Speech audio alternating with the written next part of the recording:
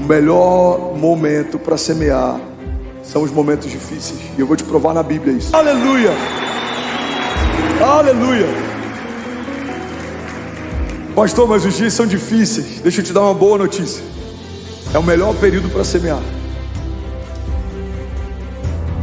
Você tá falando aquilo que os economistas dizem, que a gente tem que comprar ao som dos tambores e vender ao som dos violinos. Não. Eu não estou falando de mercado financeiro, eu estou falando de reino de Deus. O melhor momento para semear são os momentos difíceis. E eu vou te provar na Bíblia isso. Gênesis 26:12. A Bíblia diz assim: e semeou Isaque naquela mesma terra e colheu naquele mesmo ano, sem medidas, porque o Senhor o abençoava. Irmão, pega isso aqui. Em Gênesis 26:1, a Bíblia diz que a terra era seca, o lugar era árido. O que a Bíblia está dizendo para a gente é que, se a gente for falar sobre biologia, não fazia sentido semear naquele lugar. Se a gente for falar sobre discernir os tempos, talvez não seria o melhor momento para semear. Mas a Bíblia diz que, debaixo de uma palavra, de uma firme convicção, Isaque semeou no tempo da seca e numa terra árida. O tempo era ruim e a terra era estéril. Mas a Bíblia também diz que naquele mesmo ano, Isaque colheu 100 vezes mais do que tudo que foi semeado. O que a Bíblia está ensinando para a gente a partir dessa história de Isaque?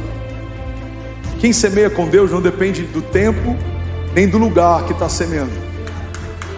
Você pode estar semeando no lugar que ninguém quer semear, você pode estar fazendo aquilo que ninguém quer fazer, mas se Deus te diz para fazer, faça. Por quê? Porque é Ele quem garante a colheita. Olha o que Salmos diz: feliz é o homem que teme ao Senhor, será bem sucedido e próspero em tudo que faz. Ele será como uma árvore plantada junto ao ribeiro das águas, e mesmo no tempo da seca, as suas folhas permanecem verdes. Ele dá o fruto certo, no tempo certo. O que a Bíblia está dizendo é que quando estamos firmados em Deus, Deus se tornou a fonte que a gente precisa.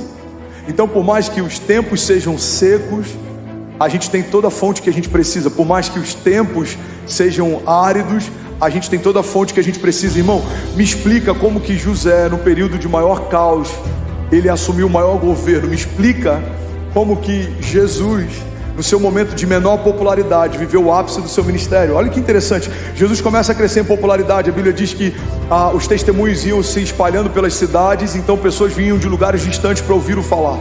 As multidões se aglomeravam nos desertos, as multidões se aglomeravam nas cidades, as multidões se aglomeravam nas casas quando Jesus entrava em uma casa, porque todo mundo queria ouvi-lo, acessá-lo, vê-lo. Mas a Bíblia também diz que quando Jesus então está sendo crucificado, a multidão se dispersava de tal forma que até os seus discípulos diziam não saber quem ele era. Pedro nega Jesus 3 vezes, os discípulos agora se escondem. Irmão, você já parou para pensar que no período de menor popularidade do ministério de Jesus acontece um momento de ápice do seu ministério?